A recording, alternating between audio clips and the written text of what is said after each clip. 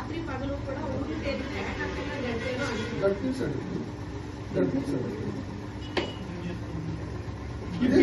ఎంత చేస్తే ఏ భార్య సహిస్తుంది సార్? 2 ఏళ్లుగా అటు ఇటు తిరుగుతున్నారని గుడికి వెళ్ళారని మీరే చెప్పారు. సో ఆమెకి లోపల హుమిలేట్ అవుతుంది కదా సార్.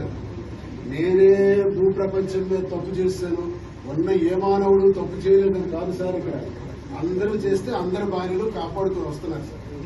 కాపాడుతూ రక్షించుకోవాలి కాబట్టి ఆ కుటుంబాల మహాతల్లులు, భారత స్త్రీమూర్తులు ప్రతి మగాడి జీవితాన్ని కూడా కాపాడుకుంటూ వస్తేనే ఆ మగాడి జీవితం వర్ధిల్లుతుంది సార్. మగాడి జీవితం కోటాను కోట్ల కుటుంబ వ్యవస్థలో బాగున్నాయంటే ఆ స్త్రీమూర్తి పాదాలకు నమస్కారం. మన భారత స్త్రీమూర్తి పాదాలకు నమస్కారం.